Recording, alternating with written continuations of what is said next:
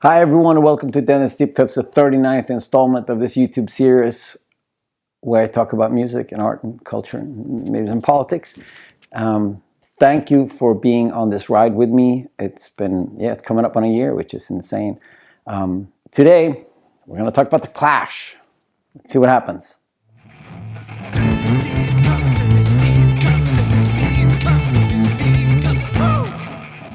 All right, so today I'm going to be talking about the Clash.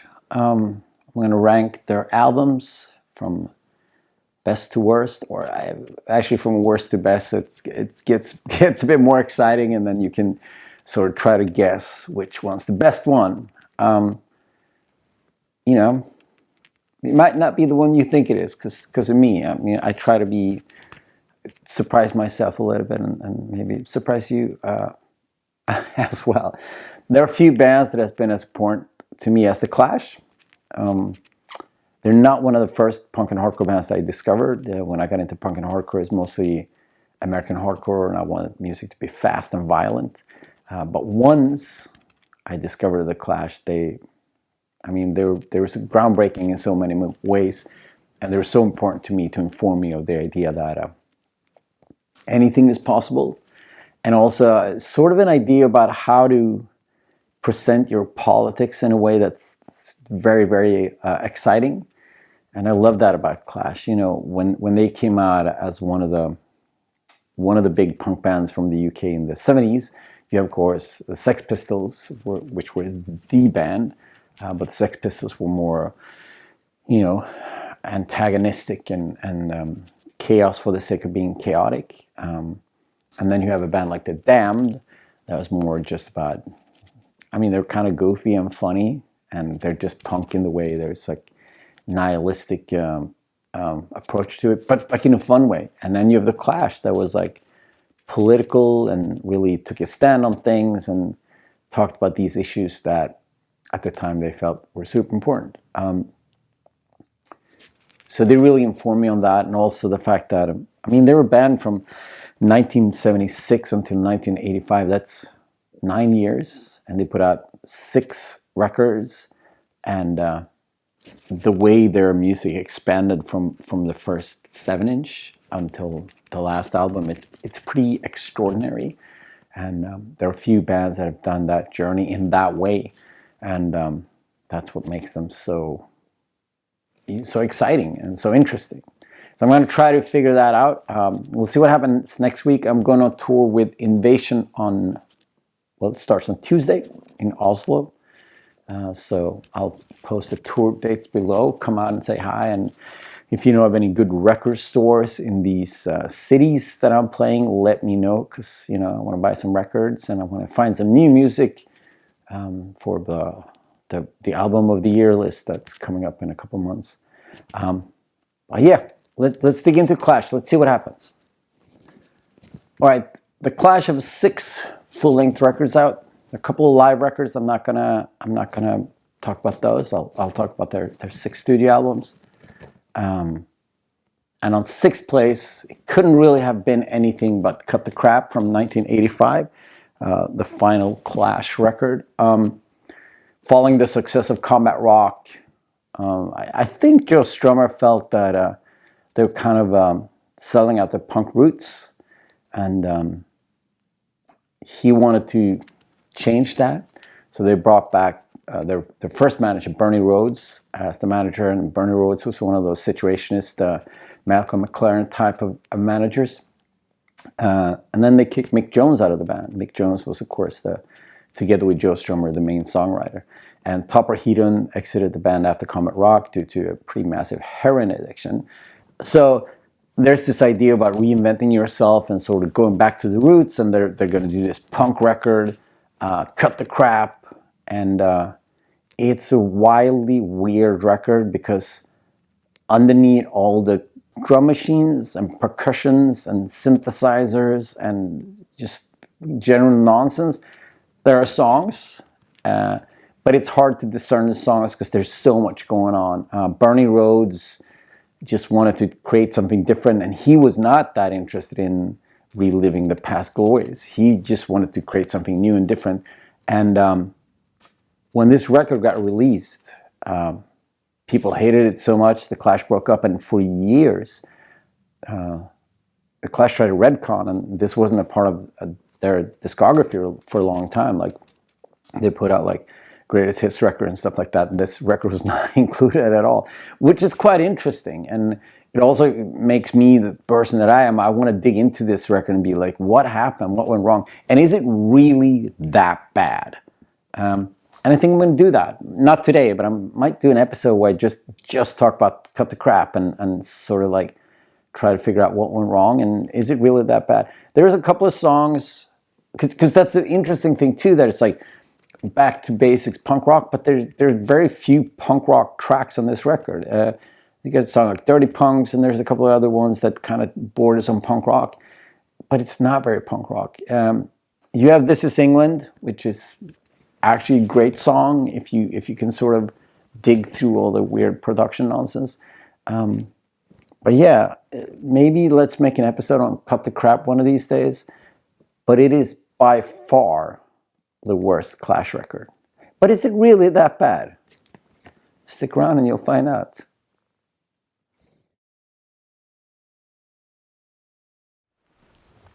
So spot number 5, I have Combat Rock from 1982. I'm not going to be one of those dudes that just take the discography in reverse order. That's not going to happen. But I do think this is the most least interesting album out of the great records. It was their biggest, best-selling record, and it gave us some hits, some of the biggest hits, like Rock the Cash Bar and Should I Stay, Should I Go? And also Straight to Hell is one of my favorite Clash songs, and I love the political rantings of Know Your Rights. But apart from that, there's like a whole bunch of songs that are just kind of good, but not necessarily great. This was supposed to be a double album, but then I think they thought it would be too much like Sandinista, their previous album. So Joe Strummer enlisted Glenn Jones to come in and sort of tighten it up and edit a bunch of the songs and remove a bunch of tracks that they recorded. And that's kind of what it feels like. It feels like a record that's like, there's all these adventurous elements on it, but it's a little bit like tightened up. I mean, I think it's a great record, don't get me wrong. I do think it's a great record, but I don't think it's as interesting as the previous couple of records, and it doesn't have the same energy as the first couple of records, and hence it ends up on the 5th place. Even though it's a pretty great record.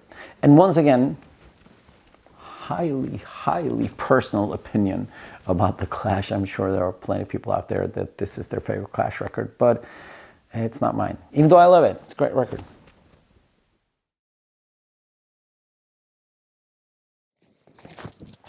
In 4th place, what do we have? We have Give 'Em Enough Rope from 1978, the second Clash record. I think this is a pretty great record. I do think that if you compare it to what happened after this, it does feel like a slightly less exciting repeat of their first record. I love the way it starts. Like the A side is pretty killer, all killer, no filler, and then the B side it's just fine. It's a fine B side, but it can't keep up with the momentum of the first couple of songs. I think the production is good. They got a lot of shit because they enlisted Sandy Pearlman from Blue Oyster Cult to record the record. But I do think it sounds good. I think it sounds crisp and clean, and it's kind of a powerful record. But it is also one of those records where like there are 5 amazing songs, and then there are 5 songs that are pretty good, but not great, and therefore it ends up at 4th place. And as I said, it's like from this record on, the Clash just kind of opens up and does whatever they want. But on this record, it does feel like a repeat of their first album. But yeah, it's still a pretty fucking killer album.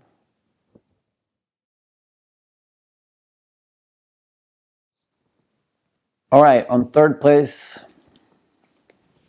The Clash from 1977. And here's where it gets interesting. This is obviously one of the best debut records of all time.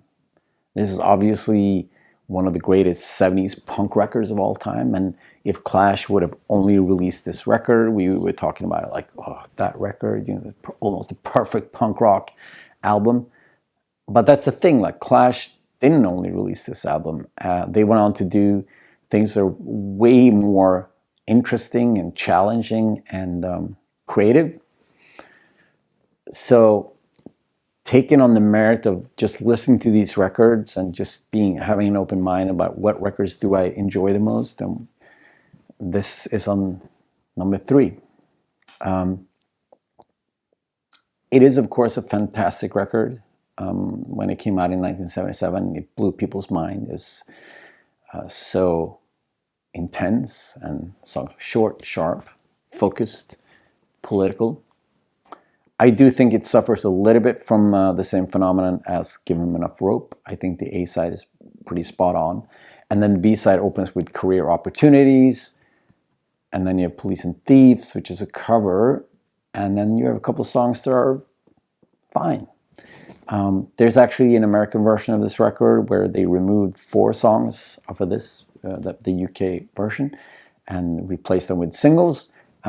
Which is, I mean, it plays very differently and it becomes a very different record. But if you're just listening to great songs, that might be better, actually. I'm sure there are a lot of Puritans out there that does not agree at all. But I do think that the 4 songs removed from this record are the 4 songs where I'm like, yeah, it's fine.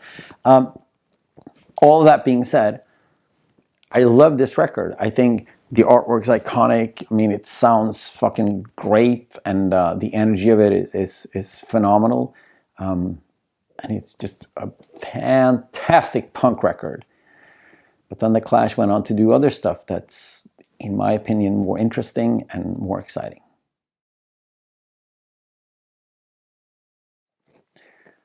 All right, in second place, yeah, it's going to be Sandinista. This is one of the Clash records that I listen the most to. And it's a triple album. It's 2 hours plus of music. And it's a sprawling mess of a record. And I love it. I love the fact that there are so many weird paths that they're going down, and they're not afraid. They're like, we're going to try everything. And I know a lot of people, there's this old, like, people say, oh, there's a good single album in there somewhere. But I think that's the point. Like, if you remove all the experimentation, if you remove all the dub stuff, if you remove all the weirdness out of it, it becomes a very, very different record. And I love the fact that it is a sprawling mess. As I said, this is one of the Clash records that I listen the most to because I find it so interesting and so alluring. It's like you get drawn into this weird, weird sort of palette of like, well, anything is possible. And I love that. And there's also something to be said about the fact that this record is comes out in it's recorded and released in 1980. Just a year after London Calling, and just 4 years after the first album, and to have gone from White Riot and like the short, sharp punk attack to this masterpiece of creativity is unparalleled. There are very few bands that have done anything even remotely like this. I love this record with all its flaws. I love this record because of the flaws. I love this record because it's it's a triple album by a punk band in 1980. That's just wild. And there's so many great songs on it. Yes, maybe there is like a more conventional single album on there because it has some of the greatest Clash songs. It has the Magnificent Seven. It has Hitsville, UK, I love it. Police on My Back, so great. Somebody Got Murdered, Lightning Strikes, Charlie Don't Surf. An amazing record. A lot to dig into. And as I think Mick Jones said, he's like, I see this as a record for people that's like on the oil rig or something like that, where you don't have that much music. I mean, that doesn't apply at all in digital world, but I love this idea. You have one record, why not make it Sandinista by The Clash?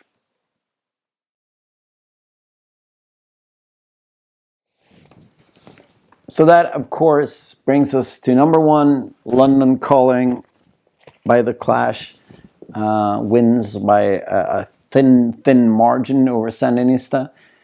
1979, 2 years after their debut album, they put out this double album, and it's a masterpiece. It's a record that everyone that has a record collection should own, from start to finish, apart from the Cadillac song that I hate.